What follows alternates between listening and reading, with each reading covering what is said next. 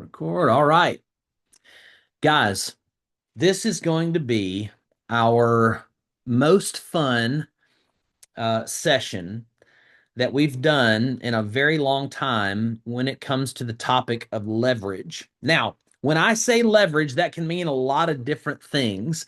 I'm not specifically talking about leverage trading. If you know anything about us here at Crypto Y'all and specifically the Get Paid Daily Mastermind, the only type of trading that I do is swing trading, and swing trading is a low frequency approach to trading. You could be in a swing trade for 1 to 6 months. There's a lot of different ways to do. I'm not a day trader. So when I say leverage, I'm really coming from a more traditional financial sense, from a wealth building mindset. Because ultimately, as the screen here has at the top center of our slide, we have the crypto flywheel. And as a Get Paid Daily member, the training, the weekly coaches, the framework, it's all about the flywheel, cash flow, appreciation, and you guessed it, leverage. So, leverage is what we're concentrating on today. And more specifically, we're concentrating on how we use leverage in relation to crypto and how to merge maybe some legacy financial assets into our crypto flywheel. And that's where we're going to be going. We're going to be talking about basically creative wealth acceleration strategies. If you really just kind of need a box or a category for what the heck we're talking about creative wealth acceleration. Now, why would we do that? Well, I've said this before, and I'm not always sure that people catch it. And so it's something I'm slightly obsessed with, which is if I told you to go, hey, look, time out, right? If I looked in our chat and I said, hey, Steve, hey, Scott, hey, Cindy, hey, George, hey, Kyle, whoever, and I said, just time out.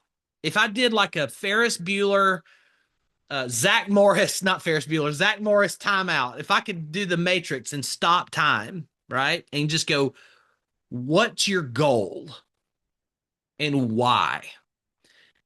You'd probably come up with something that requires time freedom. Time freedom is an asset that you have to underwrite. And the way you underwrite time freedom, and what I mean by time freedom is doing what you want with your time. Yesterday, I was on a call with a buddy of mine, another high net worth individual, and we were just talking about how we don't have employees. Now, don't get me wrong, I love people, but we've ran businesses, he's ran businesses, we've done exit, all that stuff. And we were just kind of chuckling about the fact that, I was walking on a walking trail. He was in his RV in South Georgia. Um, and we were just like, wow, we're just kind of doing what we want to do with our time. That's fun. He's an old baseball teammate of mine. Time freedom is underwritten by an increased net worth.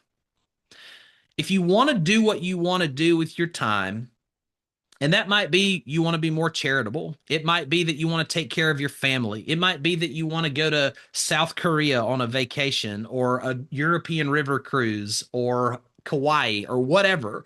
That all happens when you increase your net worth. So why are we talking about leverage? It's because I want you to have time freedom.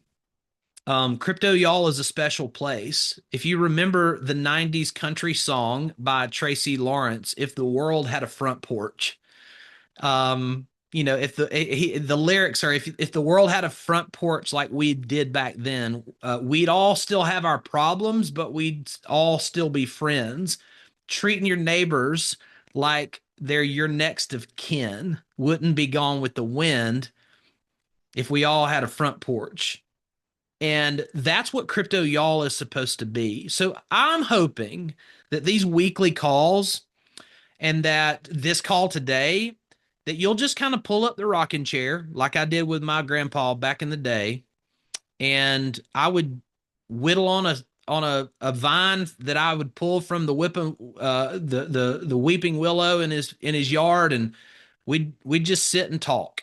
And that's what this is all about. And so if you want to participate in the chat, would love to have you ask great questions today. But we're going to be talking about leverage and how leverage can accelerate your net worth. And specifically, I want you to imagine for a second just some scenarios. I'm going to be throwing some scenarios at you guys. And will everything we say today be completely applicable to everyone in every walk of life? No. But at the very least, I hope you can walk away with something that you can associate with another strategy that either validates what you're doing or spurs on more creativity. One of the biggest enemies as an investor and as someone who's trying to gain net worth and time freedom is a lack of creativity. So we got to use our imagination. So I want you to imagine for a second alt season. We always talk about it. It's the highest performing asset period in all of history. There's no other asset class in terms of percentage that can outperform the crypto market. It's a tight window, and you're a part of my community because you want to navigate that tight window, historically, usually about 3 to 12 weeks. Let's imagine we've already gone through that period. Could be right in front of us. Could be in it right now. Imagine you walk away with just this huge bounty of fiat profit, fiat currency profit, US dollar, euros, Australian dollars, whatever you save your fiat currency money in, typically the US dollar. Imagine you've got your alt season bags and you've cashed out, right? You've gone to the casino cash register and you've made your money. Now what? Now what are you going to do with all of that fiat? Sometimes making the money is not the hard part. It might require patience, it might require skill, but keeping the money and accelerating its expansion becomes the hard part. You know, like one of our members who's here with us now, he said he took the day off, Crypto Junkie. You know, he's been swing trading and putting on an absolute clinic for you guys. If you're a member of my mastermind and you haven't been watching his production, you should be. What if you, as a part of the flywheel, like he's doing, are creating yield with one of your 5 cash flow skills? Remember, yield farming, concentrated liquidity pools, swing trading like Junkie here, trading bots, option ETFs, income generating, cash flow yielding, that gives you optionality. What are your options once you have that yield? Now what, right? What happens when your flywheel is flying? What do you do? How do you take that productivity? Oh wow, I just made 200% on a swing trade, or I just, my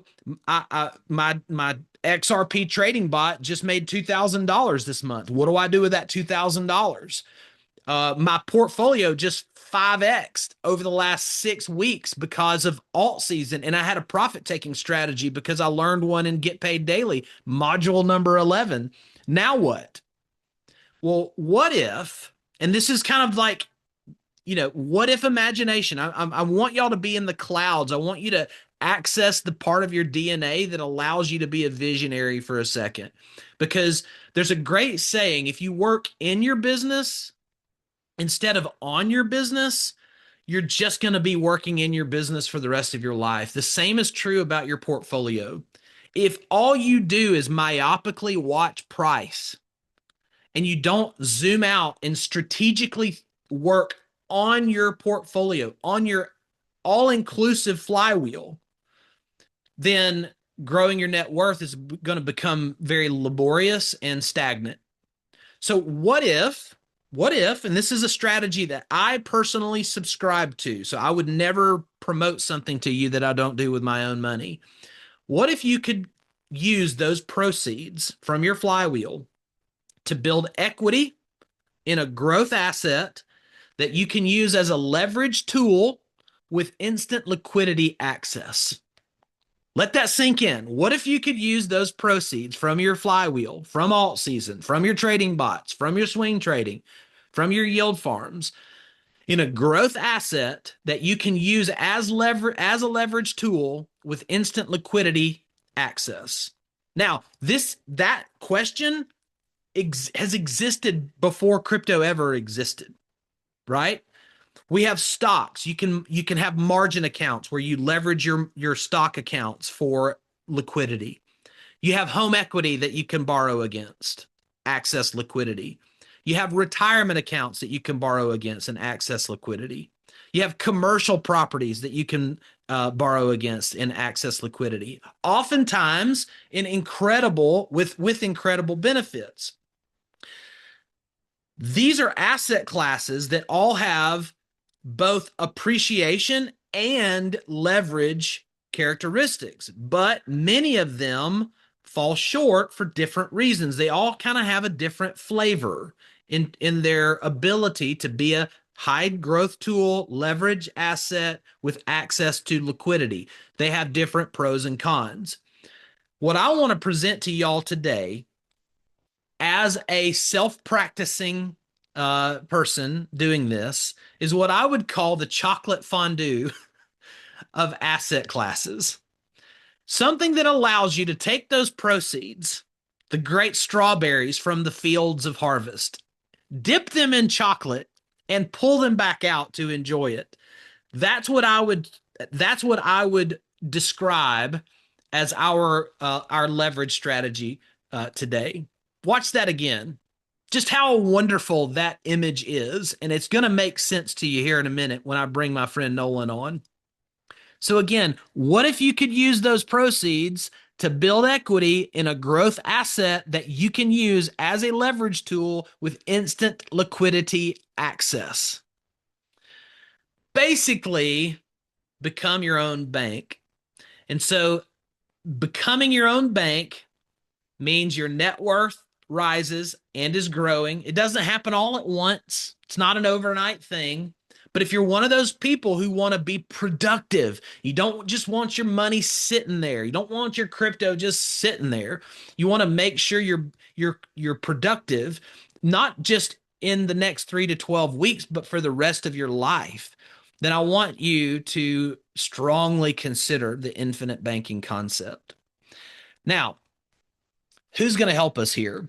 Because while I am a practitioner of infinite banking, my subject matter expertise is really around crypto, as you guys might imagine, considering we're here in the crypto y'all context. But I want you to meet my friend Nolan Sandburn. Now, he's going to be mad at me and he doesn't like to toot his own horn. But one of the things that I hate about Nolan is that he is everything that I never became. He's 6'1". He's stunningly handsome. He played for the Arkansas Razorbacks, College World Series appearances, and the Chicago White Sox. Unbelievable athlete who actually is one of the few people who was able to traverse the becoming a professional athlete and then move into a high net worth individual and growth expert, but also a wealth advisor himself. So I am going to promote my friend Nolan Sandburn here, and we're going to banter back and forth about this thing called the infinite banking concept. So give me just a second here while I get him on screen. Here he comes. He's a Zoom expert, and we'll get him unmuted and his video turned on. There he is. Hey, buddy. Awesome. Hey, Josh. Thanks you for having me. Like you said, I wasn't expecting that awesome graphic of me being a washed up nobody now, but thank you for that introduction. That's great. I love to be washed up. So Nolan was a pitcher. I was a catcher, but I was a catcher about 100 years before he was in the league. And so my body's washed up. His career is washed up, and everything about my career never made it to be washed up. So, but you can trust the baseball guys. Trust the baseball That's guys when right. it comes to crypto and wealth building. So, Nolan, I'm just going to lead you here. And for everybody listening, this is going to be very conversational. Obviously, I wanted to start out with some structure on the screen and some slides. We're going to interact with the Q&A with my members. But Nolan, just real quick, get like seriously give like the 30 to 60-second summary of you and kind of where you are, what you're doing. I've got this quote that you provided me, and I know that Nelson Nash, who wrote the book about infinite banking, is a big inspiration. It says infinite banking concept, IBC, isn't about insurance. It's about creating a financial system where you, not the bank, control your money. So walk me through how that quote has changed your trajectory and like where that all like just give everybody the quick background on how that changed your life. Gotcha. Thanks for having me, Josh. Very, very simply, I was a minor league baseball player, got released from professional baseball, discovered real estate investing, had a bunch of single family houses. I had 55 houses at one point. I was a rich dad, poor dad guy, maybe like a lot of y'all here. Discovered commercial real estate investing. I now have 14 warehouses, just under 240,000 square feet of triple net leased commercial property. We've discussed this before, Josh. But about in 2019, I discovered the infinite banking concept. I was approached by another guy in our office about using a life insurance product to finance everything that I do. And candidly, I was a little thrown off because when I heard of life insurance, I was a Dave Ramsey person. Maybe like some of y'all, I was buy term, invest the Oh yeah. difference. We had envelopes for our mortgage, utilities, Friday night pizzas, like all that kind of stuff. I was a big proponent of it. And not so much that my parents were, I mean, I love my parents. They're still married. They're both alive, great people. I think that we just had a scarcity mindset. I wasn't, my parents never taught me to think big, to go out there and not take risk, but take calculated investments.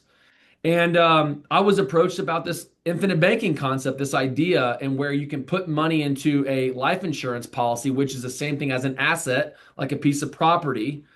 And as over time, it accumulates in value, it appreciates in value, and I can leverage someone else's money to go and invest in more opportunities. So, very simply, I now own 6 life insurance policies. Fortunately, a good amount of money of cash value in there. When there's an opportunity, I don't have to go to the bank. I don't have to put my firstborn up as collateral. Nobody tells me when or if I have to pay my policy loan back.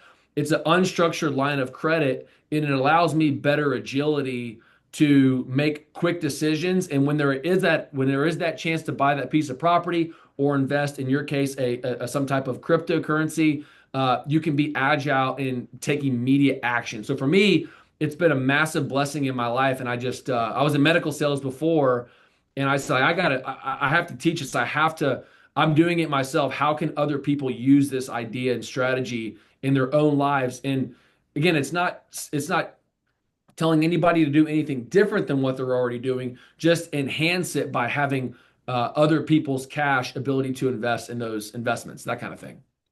So for everybody listening, real quick, the he said something. He has 6 of these policies. Now, you might be thinking, sounds like a scam. No, it's not a scam. It's like owning 6 rental properties and building equity in rental properties. It's like owning 6 warehouses and building equity in warehouses. It's like owning 6 stock portfolios or 6 Bitcoin, and you're building equity in these. It's less about the insurance, Nolan. It's less about the death benefit and the utility of the insurance. And it's almost like the rich decades ago, 100 years ago. And I fail to remember the dynasty family that probably came up with this, whether it was Carnegie or Rockefellers. Rockefeller. They're the ones who basically just said, "Hey, let's create this other vehicle over here and call it insurance, and create and get and influence Congress to make some like long-term rules, and this thing's got this special place over here."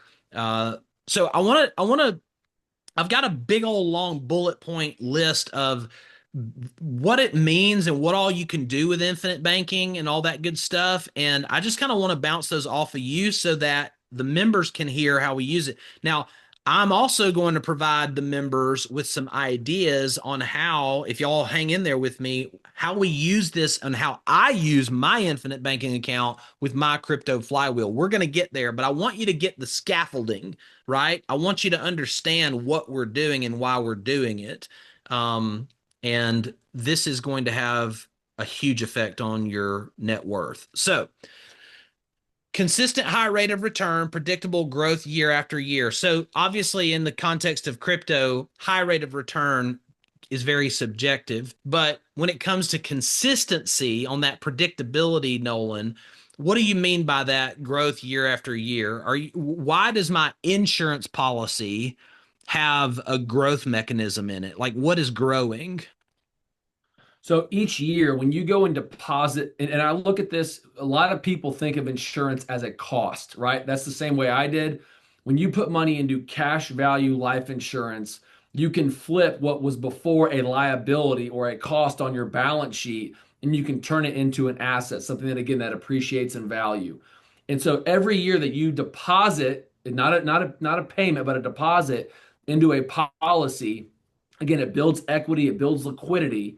And when you actually put money into a mutual life insurance company and you own a whole life policy, you become an actual owner of the company. Nobody that's renting an apartment, tenants are not the ones that are earning all the appreciation of the property. The landlord is, the owner of the property is. So in this circumstance, when you put money in a life insurance policy, you're able to participate in the profits of the insurance company. So the insurance company offers their mutual whole life policy owners a guaranteed 4% and then also a tax-free dividend, which is a share of the profits. So again, if I can be clear though, Josh, as you know, the life insurance policy will not make you rich. You're not going to become wealthy by putting money in a life insurance policy, but you will mathematically increase your cash on cash return because you're not using your own money. You're using an unstructured line of credit that somebody else is offering you. Is that fair to say? Yeah, totally fair. And that's why I use the strawberry fondue um, Yep. analogy, because you're taking your money, you're dipping it into Yes. infinite banking concept account, and then you're pulling it out, and it's still sweet. It still has it's got the chocolate on it. Now it's still actually earning money even when you quote unquote pull money out to then go buy Bitcoin, to then go have an ETH BTC trading bot for several years that accumulates money, to then go do swing trading with, to then go do yield farming with, to then do accumulate for the next bull run. So that's the magic of building equity there. Now, um, you own 16 warehouses. If y'all don't know this, Nolan is a light industrial commercial real estate expert as well, and he uses his infinite banking in relation to commercial real estate. So I want, there's a little yellow brick road here I want to follow. Um, you can borrow money against infinite banking and or insurance and warehouses, right? You can leverage both of those assets, but one is more liquid than the other. So I know the what Nolan has mastered is the banking relationship with his warehouse banking partners. Um, how do you use infinite banking? Just as an example here, and then we'll transition to my crypto examples. How do you use infinite banking to buy warehouses? Just real quick, kind of a simple illustration. Sure. Very simply, when I first got started before commercial property, I was, like I said, in residential property. I would buy a $50,000 house. I would put 10,000 of lipstick on it. And then what I would do is I would so $60,000 of total of global deposit into a piece of property. I would borrow against my policy 60,000 to buy it and to put lipstick on the property. It would let's call it valued. It would appraise at 80,000. I would then go take a new mortgage from my bank at 80%, which was $62,000, and I would take that $62,000 refinance, and I'd put it back in my policy. That was kind of what I would do as a bridge loan. That's what I was using it before. Now what I'll do, I use it to purchase vehicles for my family. I just had a third child actually last week, so it's crazy. But most importantly, when I go buy a warehouse, a $500,000 warehouse, and the down payment, right? I'll borrow $400,000 from the bank, so I'll borrow 80% from, Community First Bank. I have to figure out where that $100,000 down payment is coming from. I can either pull it from my checking account, I can borrow against my primary residence, or what I discovered was the third window is borrowing against my life insurance policy. So now my money is still never leaves the account. It still compounds, but I'm utilizing that line of credit as the down payment on that building. So essentially, Josh, I'm showing up with 100% debt, 80% from the bank, 20% as the life insurance policy in the second position mortgage, essentially. And then as the cash flow comes in from the building, I just redirect that cash flow back into my policy. And I've got two things kind of accelerating and appreciating at once. If you guys have ever heard of OPM, other people's money, what he just described was other people's money to get other people's money.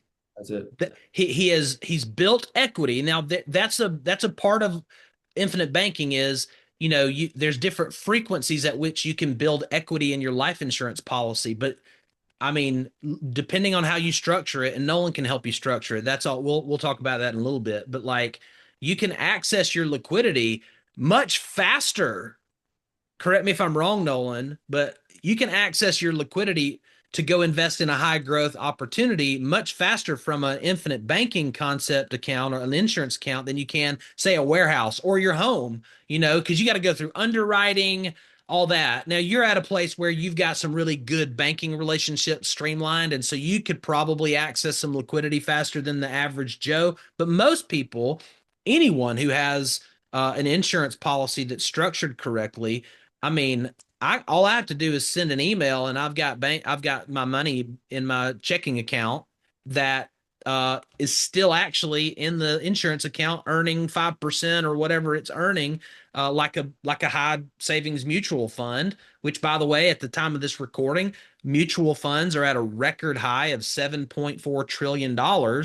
They are 100% influenced by the bond market, the treasury market. The bond market or the treasury market's about to decline, and all those money market funds are going to lose their percentages, but the IBCs are not. So those are promises that are not influenced by some of the winds and the waves that the stocks and crypto market and treasury market are affected by. Now, we're going to come back to everybody who's here in the chat, and we're going to answer a lot of these tactical questions. But real quick, just to let's go lizard brain for a second, Nolan. Let's go inner fourth grader. When we say infinite banking, we're utilizing what kind of insurance? What's the category?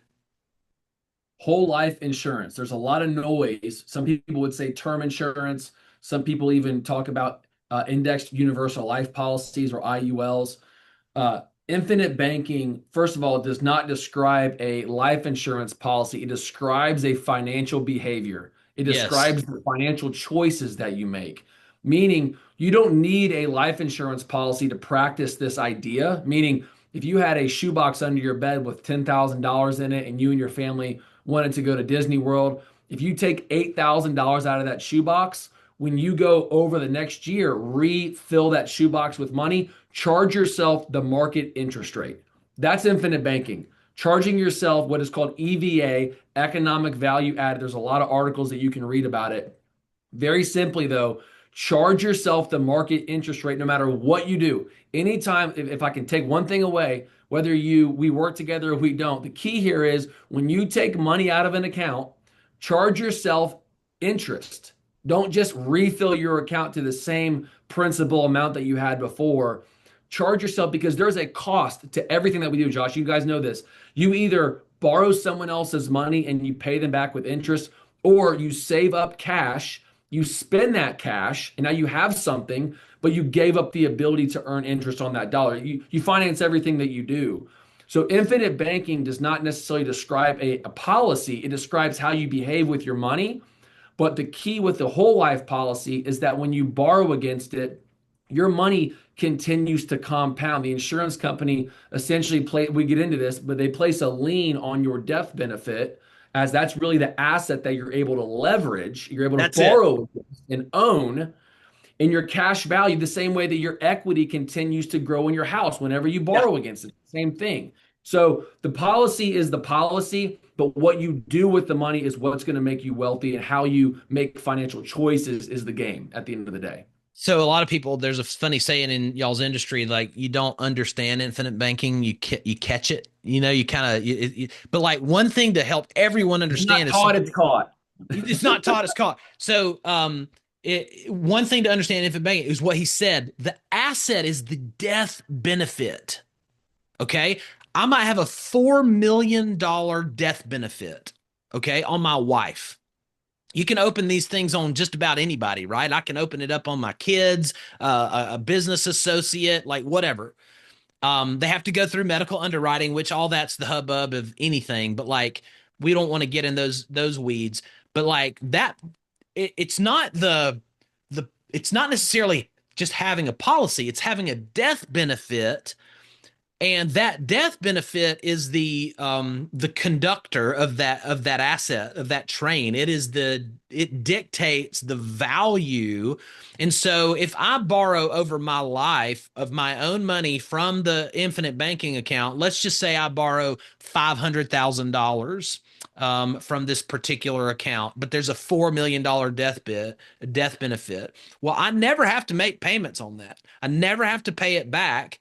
The death benefit pays for it at the end of the morbidity chart, aka when the beneficiary, not the beneficiary, but the insured passes away. That death benefit then liquidates the debt and distributes the rest of the benefit. So, did I say anything wrong there?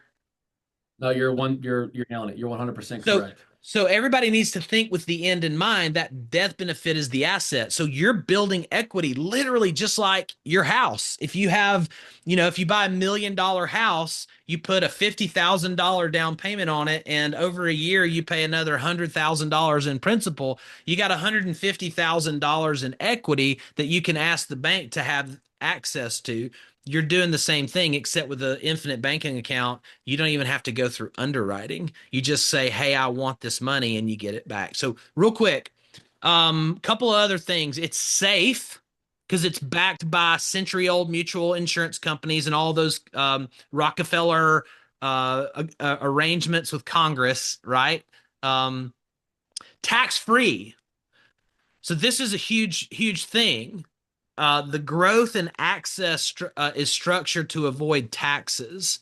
So if my money grows from, I don't know, I'll make up numbers, 50,000 to 250,000, every time I borrow against that cash balance, that equity, I don't have to pay taxes on that, correct? That's correct. That's right. So then I'm able to use that in another growth vehicle that has exponential returns. Let me There's give no, you an example too, yeah, Josh, if that's all right, just so everyone can understand why it's tax free. Like you said, why would Congress do this or that? I just think it's important to understand the why. So yeah. imagine, Josh, that to understand why life insurance is income tax free. So imagine that you're driving down the road, you pull out of the parking lot, and you get in a fender bender. Some lady hits you, right? Costs $4,000 to fix your fender. The guy at the body shop says, "Hey, we need 4,000 bucks." The lady's insurance company writes you a check for $4,000. I would ask you, is that $4,000 check from the insurance company, is that taxable income? No. It's not taxable income because, great answer, it's not taxable income because you didn't gain anything. You had a $4,000 loss on your vehicle, right? Your vehicle went down in value by $4,000 because of the fender bender. So what happened is your vehicle went down in value. The insurance company stepped in and wrote you a check for 4,000. Now you are back to neutral. So it's the same thing with life insurance. One day down the road, all of us right now are going to graduate into the next life. We hope that's 75 years from now, right? But it's inevitable for all of us. Your beneficiary is going to receive a death benefit check from all of us at one point. Hopefully, it's $50 million. Call it 10 million, whatever it is. But when that happens, Your beneficiary had on paper a loss of $10 million dollars of the death benefit Yeah, because they're the beneficiary of your policy. So they lost 10 million. The insurance company steps in, writes them a check for 10, and now they're back to neutral, making the policy, the income from the death benefit, income tax free. That's kind of so you can visually see how that correlates and why it's not a capital gain tax. huge. So, more. Let's see. Hang on. I'm going to make sure I've got my Just to slides understand that right. because some people are wondering about taxes and how and why. I like to help people understand there's a benefit to this and why there's not a whole lot of Uncle Sam involved. Yeah, I mean, there's definitely like it's almost like there's death benefit and all that matters, but that the death benefit is the marquee asset, and but ultimately it does end up being something that helps your family when you're gone or when they're gone. Um, okay, a couple more thoughts, couple more bullet points of things that I just want people to understand. So, oh, this was huge for me, especially as a business owner, as a dad. Creditor protected. They're shielded from lawsuits and creditors. Yes. So, talk about that for a second. Sure. So, number one, if you're in real estate, you begin to have a net worth, whoever, all of you guys, what's going to end up happening? Unfortunately, I've been sued multiple times. Josh, maybe you have too, or anybody in our group has definitely been sued. They're going after the guys with money. Attorneys are not going to spend their time with people that don't have any money. So the key here is the reason why, even if you were to be subpoenaed by somebody to provide your financial situation or your financial statement or whatever, nobody can get their hands legally on the cash value inside your life insurance policy. And the reason why that is because technically, again, the death benefit is the beneficiary's money. It's never on paper your money. Even though you own the policy, even though you're the one that's insured, you can use the cash value any moment that you want. Technically, on paper, the beneficiary is the one that is actually the recipient of that cash. You're just leveraging the asset of the death benefit that you would own. So it allows you to essentially supersede. If you want to get cute, you can use trusts and things like that. But most importantly, when you're able to utilize this policy, you can remove yourself from litigation. Not to mention, it's totally private. It doesn't show up. You never get a 1099 on top You don't of have to it. send it to the IRS. There's none of that. Anybody, Yeah. it's totally private. No attorney can get their hands on it. And again, Uncle Sam doesn't get any other talons inside of it either. That's right. It's a veiled asset. It's a legally veiled asset. And the funny thing is like, and I don't know, as crypto investors, the more y'all become nerdy like about crypto like I am, a lot of the features um of crypto are basically grafted from some of its older brothers and sister asset classes, like insurance, for example. Crypto, one of the big the reason why Bitcoin and if you read the white paper, the Satoshi Nakamoto spun up Bitcoin, had a lot to do with government or resistance against government control and government meddling and tampering in the monies of the people. Well, these life insurance companies give you a ton of that protection. I don't want to be overly redundant, but everything that Nolan just talked about are typical um, legal ways to sidestep any kind of unnecessary stupidity from, a stupid legal system or a stupid IRS. Y'all, I was on the phone with the IRS with my accountant yesterday, and I thought we were talking to a tree, and it was ridiculous. And I'm so glad I didn't have to bring up my life insurance, my infinite banking account. I was having that. Me and my attorney, my CPA, were looking at each other in the eyes, just staring at each other as grown men, going, "I cannot believe we're having this experience right now."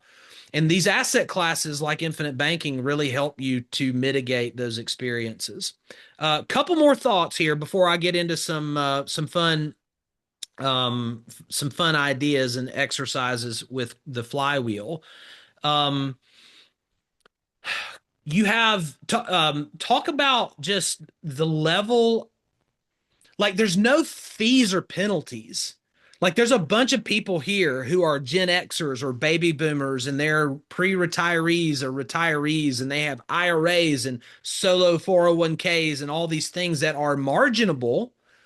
But what happens when you do that stuff, right? You liquidate too early or whatever, there's penalties and fees. With infinite banking, there's none of that, correct? It's basically another checking account that earns more interest than my traditional checking account would, with more security, more privacy, and more leverageability, correct? I mean, is that out of line? That's right. I mean, think about this. I mean, the 529 plans for children, the 401ks, the IRAs, the way I've discovered in the history that I've studied, all of those were created uh, essentially if you have money in a 401k, let me just be transparent, you are creating a future cash flow for the government. That's what you are a cash flow stream for Uncle Sam. One day down the road, you're going to have what's called a required minimum distribution, RDM, at 70 and a half years old. You can let it ride as long as you can, but eventually the government, the hen's going to come home to roost. What I've discovered is, how can I get my cash, my liquidity? Again, it's all about liquidity for me, available to go and invest in businesses, invest in real estate, the things that I'm very that I like to invest in, the crypto things that you guys are doing. The kicker is that this money is never going to be taxed into the future. It's almost like, again, you're comparing something like a taxable account in the future, a 401k and IRA, where you are partnered with the government. In Yeah, this case, you don't have a partner. It's only you and the insurance company and yeah. their choices that they make in regards to their investment, which are very conservative by nature. So, my question to you, Josh, I think it's kind of silly to ask, but do you think that taxes are going to go down or up in the future? I mean, it's kind of a comical question, honestly. Yeah, It's almost yeah. rhetorical, but why are we deferring tax? Why? Like, do we really think that taxes are going to be cheaper in the future with all of our spending? That's why you guys are doing crypto, because you're trying to get away from fiat currency, because That's we're right. so good at spending money that we firstly don't have. We're creating it out of thin air. Jekyll Island, that's a great book. But the key obviously is we are spending money we don't have. We're creating future tax by inflation, which is private, only really hurts the middle class. But in this case, you're able to keep money away from Uncle Sam. So think about it this way, hypothetically, when you put money in life insurance, you are essentially able to remove all of your competitors, because everyone else is going to be swimming upstream by paying larger tax in the future while you removed your money from tax. So you're Yeah. able to take advantage of those opportunities that candidly other people won't be able to take advantage of. Are you a Hunger Games fan? Do you know what I'm talking about? Have you watched the movies? Oh, yeah, I never read the books, but I love the movies. Yes. Okay. So I've I might used have had this. a little crush on Katniss Everdeen for a little bit too, by the way. Another one of my friends went to high Keep school with that to her. yourself. Keep that to yourself. Yeah, that's another conversation. So I've got this analogy that I've been trying to work out with my members here. And basically the motto is get to District 1 as fast as you can. And Nice. you're one of the individuals that I would say is a district oneer, the high net worth individuals, high capacity earners who are utilizing in what everything you just said about co-opting or being co-opted by the government in our retirement accounts, all of those things, privacy, control, shelter, all of the great benefits that IBC and crypto bring to the table, using them together as a District 1 resident or as someone who's trying to get to District 1. And what I mean by that, in Hunger Games, if you guys remember, it's a dystopian environment where all of the districts or the world or country was separated into districts. And District 1 was where the aristocracy, the wealth concentration, the one percenters lived, and the rest of the districts just kept getting poorer and had roles basically to supply and support District 1. It's kind of a nihilistic approach. I'm not a nihilist. I'm not a pessimist. I'm an optimist. But it's also kind of like Ayn Rand's Atlas Shrugged kind of approach. Like if you like the teachings of Ayn Rand, if you enjoy Austrian economics, if you enjoy the crypto flywheel method, getting to District 1 requires subscription to these types of financial philosophies that allow you to be your own man and your own woman, to have your own self-directed pathway to District 1. Because nobody there, in the movies, Nolan, the heroine, she becomes the Mockingjay, right? The messianic figure. In reality, there is no Mockingjay. It's you, your just will to get to District 1, whether you're hitchhiking there or jumping on the bullet train. And that's up to you as an individual responsibility, right? We all have to exercise that. For me, infinite banking is an individual responsibility arrow in my quiver. If I have to make the Katniss Everdeen analogy. Now, um, I want to jump to some ideas, Nolan, Infinite for banking is the bullet train, Josh. infinite banking is the bullet train. So it can be the vessel, and within that vessel, within that vehicle, you then can exercise all the other fun stuff. You can exercise real estate investing if that's your passion. You can exercise crypto investing. You can exercise everything. Infinite banking is the glue for all of those. It's an enabler, it's not mutually exclusive. And I think that's one of the levels of creativity, because people think in compartments in their brain. But like, you're a commercial real estate investor who uses infinite banking, who baptizes infinite banking with your commercial real estate investing. I'm a crypto investor, and I baptize my crypto investing with an infinite banking concept, or I wrap it. So it's an enabler. All right, couple I have thoughts, and then before you yeah, jump, yeah, Josh, I'd like to give two quick examples how you please, someone can think yes, about this properly. One thing is imagine imagine all of those containers that come across across the sea to come into the ports. yes, Walmart does not go and have a container that comes across from China and go directly to each store. They actually have a distribution center, okay? So think about your life insurance policy as a distribution center, which great, allows you to be that much more efficient and tactical with how great, you deploy capital, right? You're, Walmart's not just going to go come up something off the boat and try and send it over to the middle of Colorado. That doesn't make any sense. They're going great, to have distributions from whatever the ports are and make tactical decisions before where the product needs to go. That's what your life insurance policy is. It is a distribution center to be tactical and agile with the decisions, financial choice that you make. And then secondly, too, think about it again as that distribution center. But second of all, the life insurance policy is a conduit to you investing in the business and in the cryptocurrencies that you know and you understand.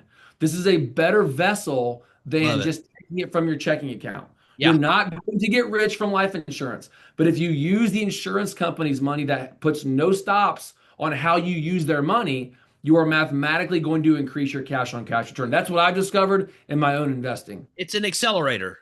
It's an Yes. accelerator. It's a Yes. leverage accelerator, or a wealth accelerator. So, uh, for the sake of time, because I want to get into deep Q&A, but I want everybody to see this. Just some thoughts, and I'll simplify this too, guys. Just some ideas with your crypto flywheel, um, specifically.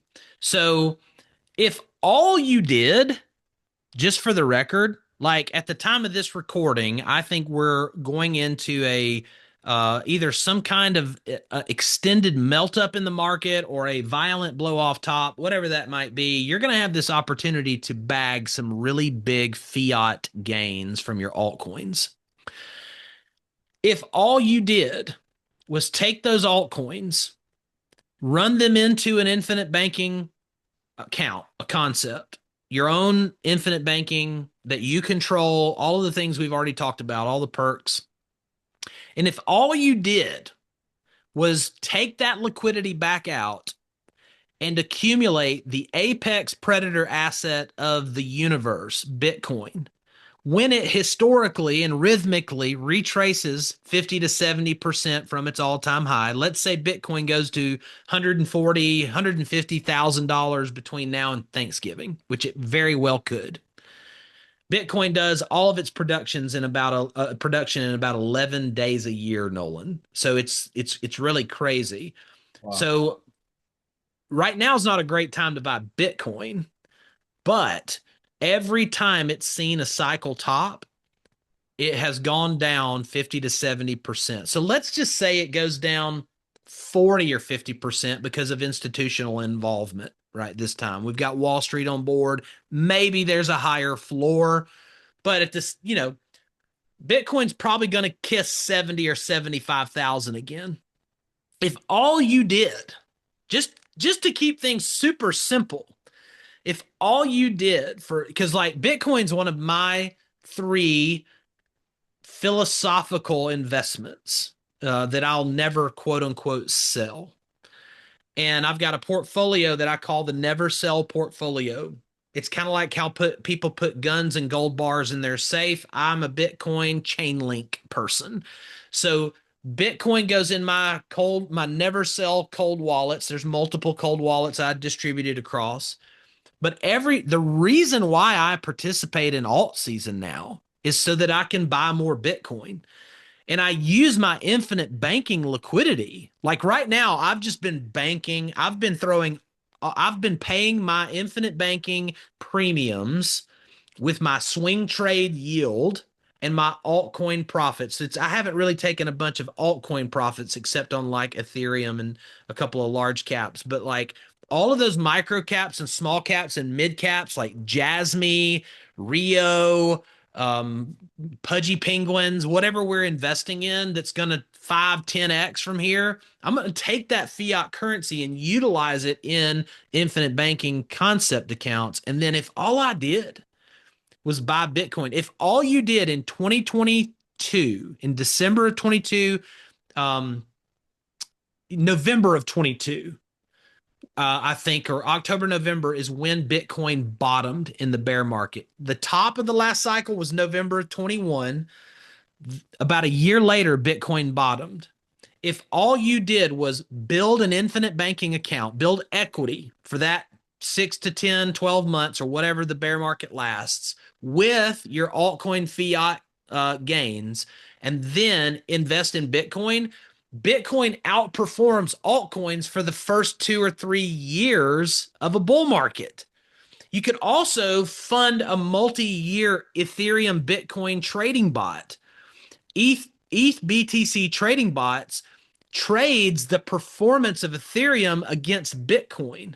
And so it's kind of like owning a Bitcoin miner without having the hardware or the electrical costs. You could use your infinite banking account to be the seed money for your trading bot to accumulate more Bitcoin for the first 2.5 years of a bull market where the ETH BTC chart is negative when Bitcoin is, like I've said before, stealing Ethereum's lunch money.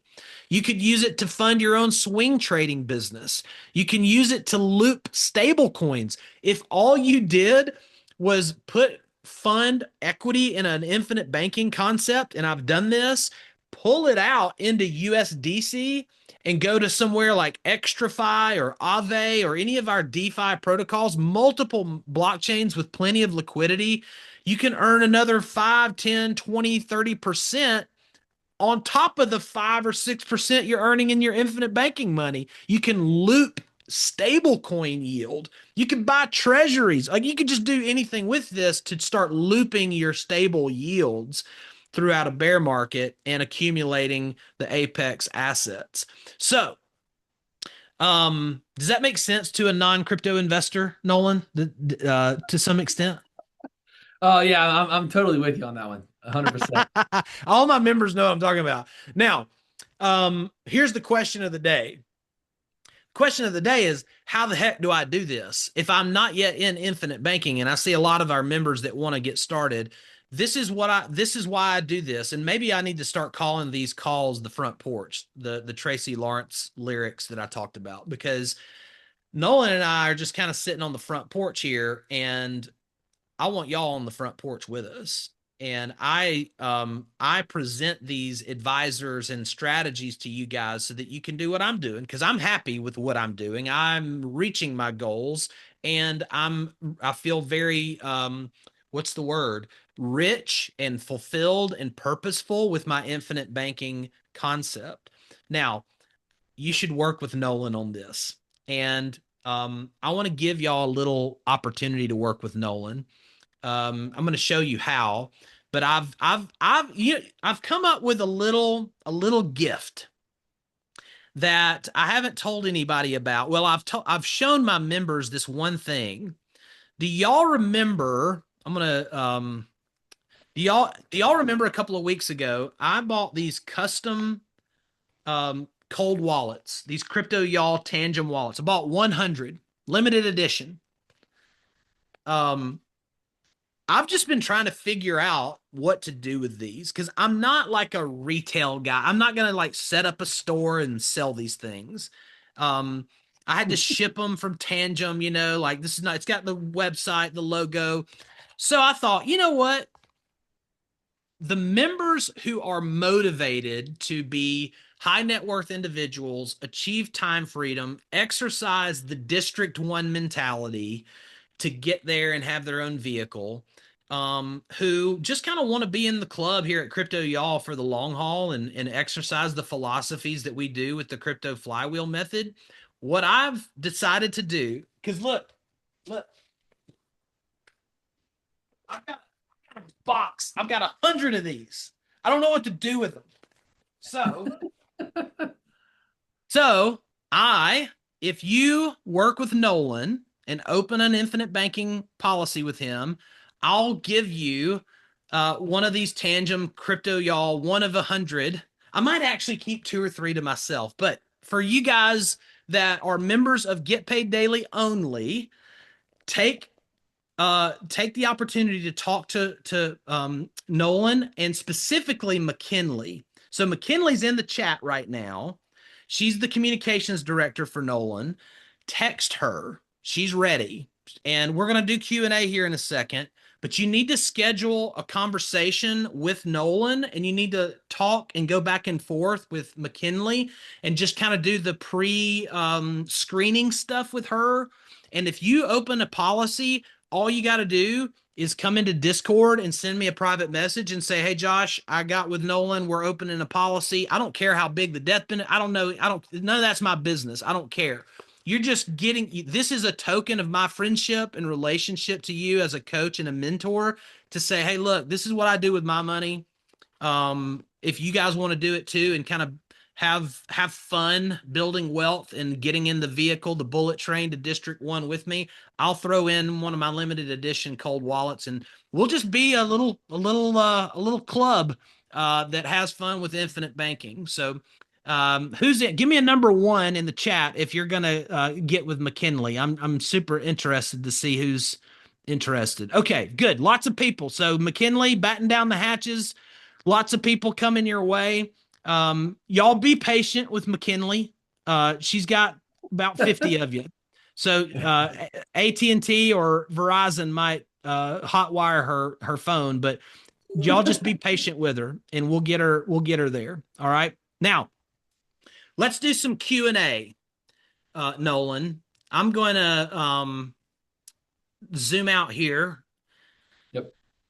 Lots of chat that we missed. I'm gonna just try to cherry pick some questions. Hey y'all, if you're in the chat and you've got if you got a question that you don't think can wait for McKinley, ask it again. And I'll try to do my best to answer it. We can get into the tactics here.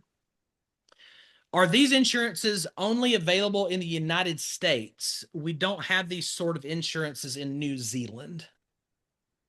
Uh, I don't have a contact in New Zealand, unfortunately. There's a lot of different carriers, let's say that. The Yeah. best relationship that we have are in the United States and also in Canada. I cannot service those policies in Canada, but I do have a guy that I can refer and recommend. Any of my non-Canadian or non-United States members, send me an email. I have an idea for you. But everybody else in the US and Canada, text McKinley. Okay. Um, Dual citizenship's fine, right? Christina's Yes, got dual correct. citizenship, so she's good. Yep. Um, see, Canadians are good. We'll get you taken care of. What if someone you want to insure had cancer but is 10 years cancer free? That's just kind of a medical underwriting. Okay. As long as it's been 5 years since someone has had cancer or any type of medical issue, we can find a way around it. That's awesome. I didn't 60 know months. 60 that. months is usually the threshold. That's really awesome. Um, what's the smallest reasonable amount to open a policy?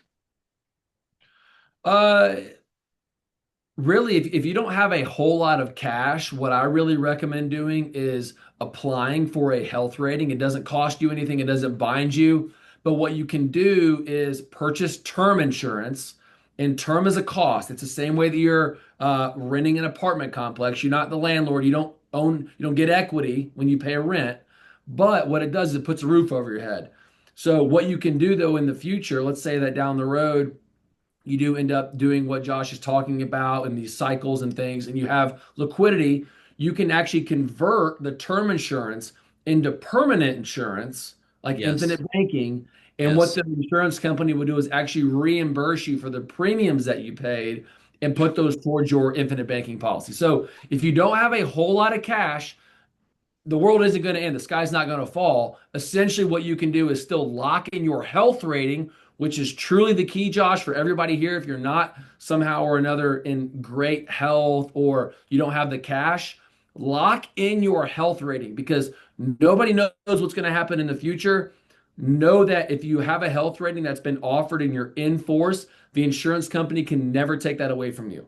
So lock that health rating in yesterday so that way, in the future, whether it's in 2 months or in 2 years or in 12 years, you can always convert that into permanent insurance, depending upon maybe even if your life changes in the future. Does that make sense?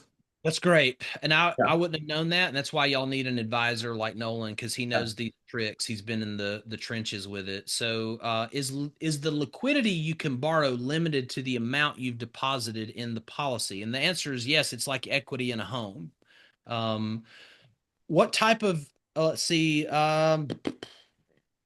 what type so the initial investment would just be whatever your underwriting comes back to with your premium. So that'll be different for different people. Is that correct? It's not like a standard amount.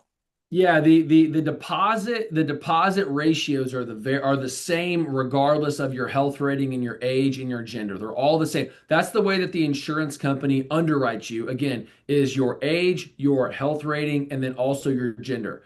So if you were to put up $100,000 into a policy, let's call somebody 50 years old, middle of the fairway health, and you're a male. You put $100,000 in, your death benefit's going to spit off probably $1,500,000.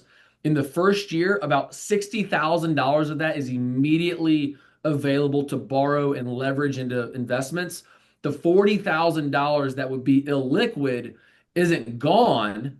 It just goes to the other side of the balance sheet to purchase that asset of death benefit, the same way that you would put a down payment on a house. You own the asset now. You might not have the initial liquidity, but over time, takes about 6 years to be absolutely break even, where you put every dollar in, you got access to every single dollar.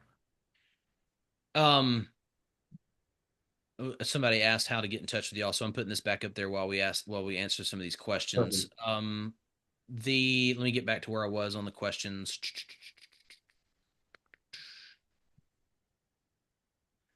So I'm a retired individual. Will I be able to be insured? David, that comes back to medical insurability, right? Nolan. So that we've already kind of answered that question. Um, You'd be shocked at Josh. You'd be shocked because regardless of your circumstances, you would be blown away at your approval opportunity. So if you're not candidly not being judgmental, but if you're not 5 by 5, 5 tall, 5 wide, you probably have an opportunity to have an offer from the insurance company. yeah, and it's like it's so subjective, but like you can also open like just remember you can open insurance policies on Anyone. other people. Yeah, So Josh, I open them on all my partners on buildings. So I do what's called a buy-sell agreement. So let's say, for example, you and I bought a building together, Josh, a yeah, $1 million warehouse. What I'll do, and this might be a strategy for some of your members that have businesses. Let's say you and I got into a property together, and the building was worth $1 million, and we both put the same amount of equity up, whatever. But what I'll do is I'll put $1 million policy on you. You would put $1 million policy on me. And if I was hunting in the jungle and I got hit by a blow dart and had a bad day, well, now, Josh, you're in business with my wife. You're now that's your now yeah, partner. And now, yeah, look, she's a great lady, and I love her, but she's not as ambitious about property the way that I am. But right. you're in partnership with her. So what that happens, what will trigger for everyone to understand is that $1 million death benefit would get triggered. Josh would receive that $1 million. And what he'll do is he'll pay my wife 500,000 of that in exchange for the equity in the building. So he didn't have to come out of pocket to buy my property or the property that we owned from my wife. So now he owns 100% of the building. He put another 500 grand in his pocket in the meantime. He lost a really great friend, I think, unfortunately. But most importantly, he didn't have to come out of pocket $500,000 in order to own 100% of the asset that he invested in originally. Does that Yeah, make that's like a buy sell agreement? yeah, that's awesome. Yeah, y'all don't get too myopic on your own health. If you don't let that be the reason you don't do Yes. this, is my point. Yes. You can If you put got them a on anybody. I mean, yeah, you truly can. You can really put them on anybody. That's what's called an insurable interest.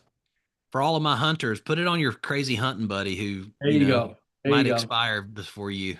That's So, right. all That's right. it. Let's see more questions that McKinley hasn't answered yet. So, if my spouse and I each have a term life insurance that are about 12 years old and many years left, those could be converted. I'm sorry. Say that one more time, Josh. If my spouse and I each have term life policies that are about 12 years old with many years left, those could be converted. Yes, you absolutely can convert those. You need to speak with the agent or the advisor that sold that initial policy to you. Depending upon the carrier, there's going to be some stipulations, but the key for you when you are converting that, uh, there's a couple of ways that you can design the policy for infinite banking or for cash value. So make sure when you sit down with your agent, or if you'd like us to take a peek at it, we'd be happy to do that too. But the key is that whatever amount of premium that you've paid into that, again, that's like you've been renting insurance. So you haven't owned anything, you've been renting it. You've been exchanging the $50 a month for coverage. So that money is gone. If whatever insurance company you're working with is probably not going to offer you a reimbursement, the companies we work with offer a reimbursement up to a certain amount of time if and when you wanted to convert that policy. Cool. What kind of return does the policy typically, like the mutual insurance side of it, in my experience, it's been around 5%. Is that kind of the bar? That's right. Yeah, you're roughly looking at 5%. Again, compare this not to an investment, compare this to where you are reserving your liquidity. Again, this is a reserve account. Yeah. You're Yep. you're you're going to take action with money somewhere, but your cash has to reside somewhere before you deploy it. This is that reserve account. You're looking at an internal rate of return of anywhere from 4.5 to 5.5% over the lifetime of the contract. That's right. Yeah, James, who asked that, James, remember, there's going to be seasons where you want to build equity and let the cash be in there, but the idea is that you're pulling that cash out to get into a more exponential investment opportunity. That's the whole idea. So, okay, I'm going to skip to the more unique questions here. Um,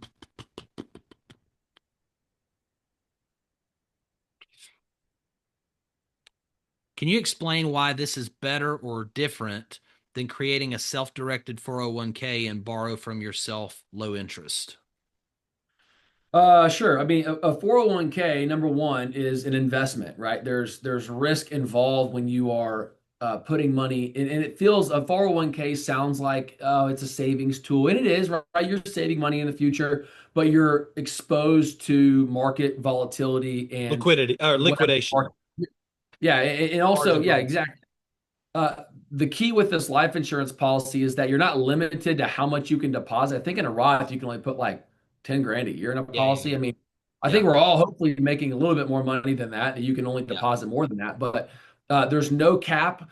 I have a couple of clients that put $3 million a year in policies, and they actually take policy loans to pay their quarterly estimate taxes. So it's kind of a little savage move where instead of sending the government $500,000 and it's just gone forever, they're still capturing growth on the money before they send it to the government. So that's another strategy, kind of the Totally. game with the game a little bit. Yep. But the difference really, in my opinion, Josh, is there's no market volatility on the growth. It's consistent, it's predictable. You don't have volatility if it goes up or down. But most importantly, nobody's telling you if or when you have to refill your account. Nobody's putting, again, your firstborn up as collateral when you borrow Yeah. against the policy. Nobody's putting a margin call if the market goes sideways, right? When you borrow against the policy, you're in 100% control. I mean, the insurance company's never going to call. I mean, think about it. When you borrow against your policy and you purchase a vehicle, and you don't refill your account the next month, you're not going to end up on Repo Boys on True TV. I mean, because you're not going to foreclose on your own vehicle here, you know? So you are in control of the line of credit that you own. You do have to deposit into the account, but instead of when you need liquidity, you don't take out the cash, you leverage what equity that you already have in the policy. Yeah. Yeah. Kate, you just the big no-no, or not the no-no, but the big for the killer on the margin counts is just margin calls. Just like if you got liquidated on a swing trade, that kind of stuff. So um And that might force you to make a decision on some other account that you might not have wanted made, you know, because you're being forced to do something against what you wanted to do. Crystal asks, and I think I can answer this, what percentage does the insurance charge to pull the loan against the policy? Um, is that different depending on the carrier? Is that like, I can't remember. It basically for me is neutralized because I'm earning the same amount that I'm borrowing against. So it's kind of like paying for itself. You want, so there's two answers to that, and that's a great question to be clear. The money is not free. You are being charged by the insurance company a simple interest of 4%. Now, think about it this way for a second. The insurance company, like I mentioned a minute ago, you own the insurance company. You don't own Wells Fargo. So if you paid Wells Fargo 4%, that money is gone. When you quote unquote pay the insurance company 4%, you receive that because that's profit to the insurance company. So you're able to receive that back in the form of a dividend. But also, too, every year that you continue to make deposits into your policy, it goes up in value. You're able to leverage an ever increasing amount of money. While when you borrow the money, every time that you refill your account, the money is always going down in value. So there's always a spread in between whatever that you would be earning and whatever you would be paying. You mathematically can't go backward inside of the policies if that answers your question. You're always earning more than you would ever quote unquote pay. And if you really want to get philosophical, that interest actually just attaches to your death benefit. So if you had a $4 million death benefit and you were charged 40,000 of interest over 30 years, well then they just deduct the 40,000 from your 4 Yeah. million of death benefit Yeah. and pay your beneficiary the income tax free death benefit. That's going back earlier. That's why it's so important to Yes. understand that the death benefit is it's the true like dictator of the values. That's right. Can you deposit one lump sum, or is this a constant monthly premium situation? You can do it a couple different ways. The insurance care, the key here is to for everyone to know you own the insurance policy. The insurance company does, it's called what's called a unilateral contract. So if you make premium deposits, I don't like to call them payments, they're deposits because it's left pocket to right pocket. When you make these deposits, the insurance company is then on the hook to honor the contract. So whatever they offered you in death benefit and health rating, all the care for life riders, all the attributes of the policy, they are on the hook to honor it.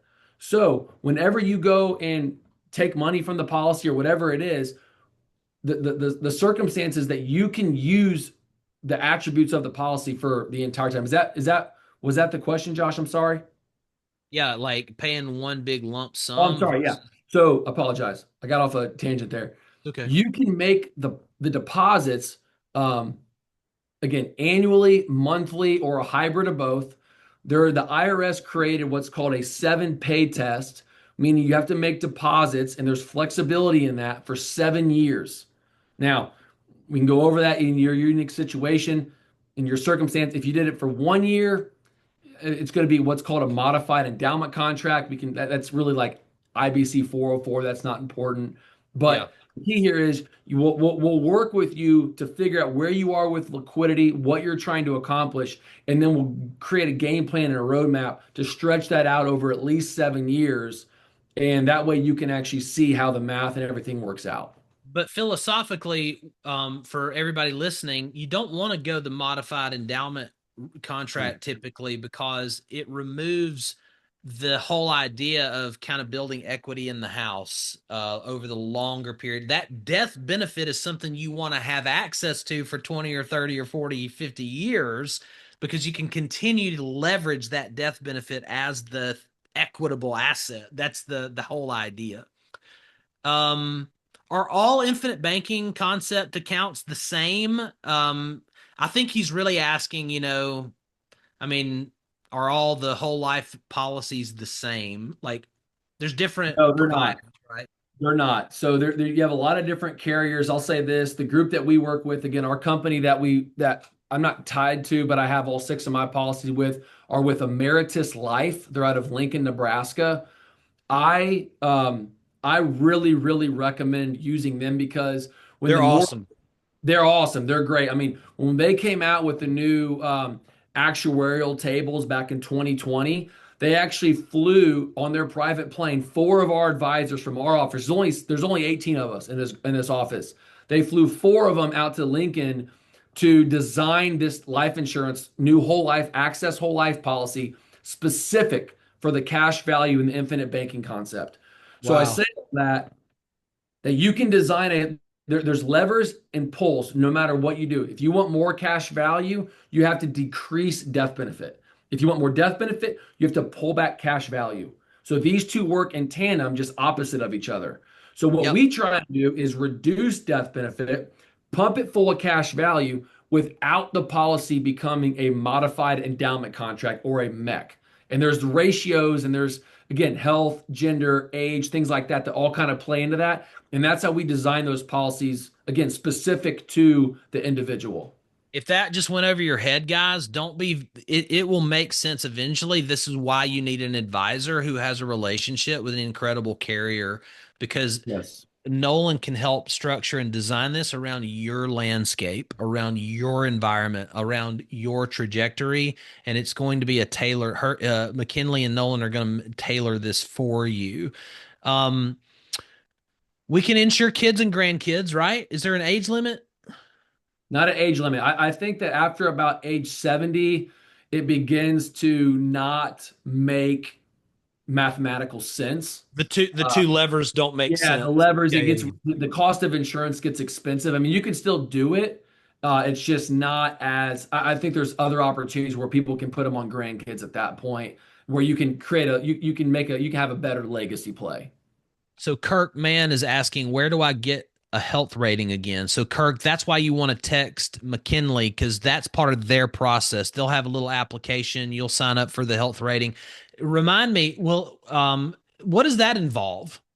Just It's the very, health very, rating. yeah, very simple. So first of all, too, know that this health rating or this underwriting review does not bind you and it does not cost you anything. That's It right. does require you to knock out a questionnaire. It's going to take 5 or 6 minutes. It's going to ask you, are you planning to scuba dive? Are you planning to bull ride? Do you have 12 DUIs? I mean, questions like that are silly.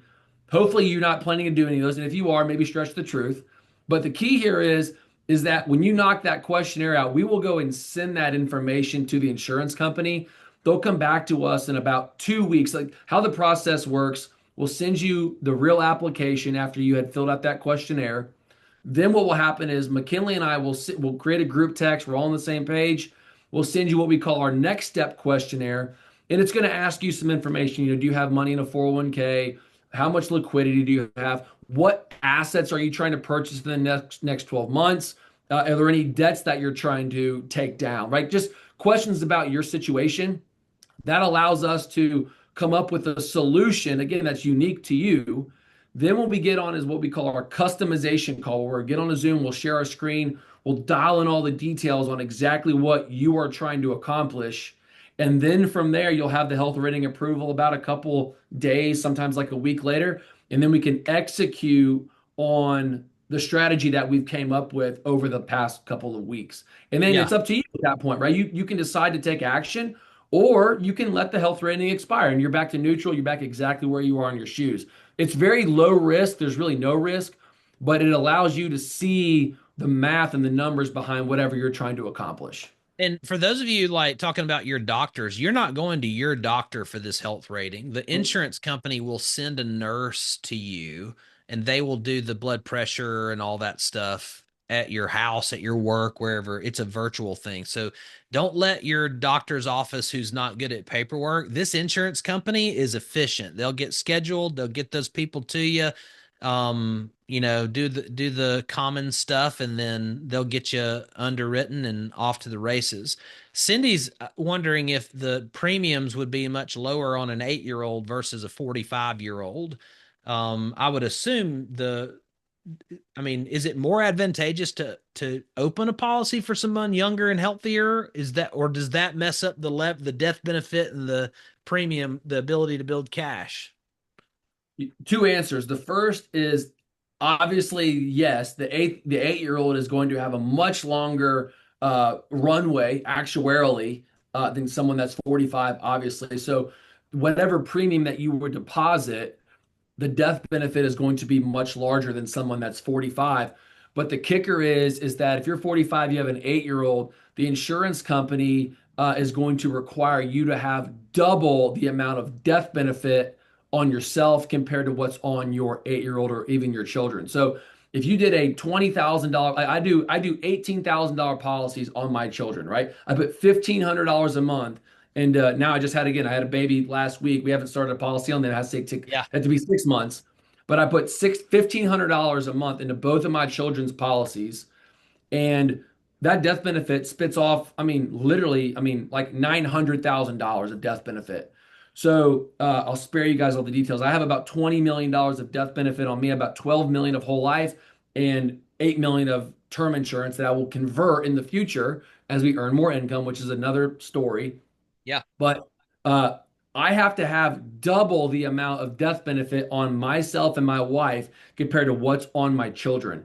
So if you put 20,000 into a policy on your child and it spits off $1 million of death benefit, you need to have at least $2 million of death benefit on yourself. And now that can be whole life or it can be term. And if you really want to get cute, you can put a term policy on yourself, place it in force, put a policy on your child, and then you could cancel the policy on yourself if you wanted to. I don't really recommend that, but there's ways to get cute with it if that was a circumstance. Cool. Couple more questions, then we'll wrap up here. Let's see. If we start with a term policy with you and switch to a whole life in 8 months or so, does our anniversary date when we can fund the cash value go back 8 months or start at the conversion date?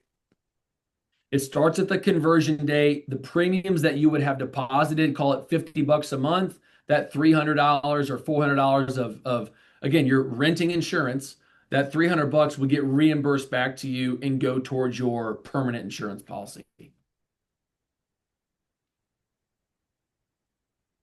Is there a way to partner with Nolan on a commercial property? I'm in residential long and short term rentals and don't have the knowledge on commercial. Well, funny you should ask. Uh, Nolan actually does have a commercial real estate mastermind designed after the same things that you enjoy here, Brad, at Get Paid Daily. So just text McKinley and say I was the guy asking about commercial real estate, and she'll get you in touch with Nolan and talk about that. Is that good, Nolan? Is that a okay pathway? We're looking for more partners. Whatever city that you're in, man, we are looking for partners in real estate, 100%. All right, give me a number two in the chat if you texted McKinley and you're going to do this already. I just want to get a an eyeball account of who all's infinite banking with us. I gotta know if I'm gonna have enough cold wallets. I think I might run out, but I'll That's buy you awesome. one if I do. Um, all right. Final thoughts, Nolan? Anything that you want to say that you haven't been able to say yet about the infinite banking concept? First, I just obviously appreciate you, Josh, having me on, of course. But second of all, the key here is not the policy. The key is how we can utilize policy loans. Yeah, Like I said, I was a hater on this idea, candidly, about 6 years ago. I thought it was the dumbest thing I could ever heard of because why would anybody put money in life insurance? But when I was taught that it's not about the policy, it's about using it as a conduit, or like I said earlier, a distribution center to invest my money more efficiently than what I was doing before, that's what kind of clicked for me. So, for all of you guys listening, the policy is not what's going to make you wealthy. You're going to get wealthy by partnering with Josh, buying real estate, investing in the businesses, then the things that you know. But this is just a more efficient warehouse for liquidity to reside before you go and deploy it into those investments that you know and you like and you trust. totally. Um, That's awesome, dude. Thanks for spending time with us and sharing your knowledge. We could do this for probably another 2 hours because at the end of the day, just like crypto, infinite banking, stocks, real estate, there's a million variations. There's all kinds of combinations. There's a billion different questions we could ask. And at some point, I love the saying, the path will appear when the car is in motion. So, Yes. engage with Nolan and McKinley. It'll all make sense.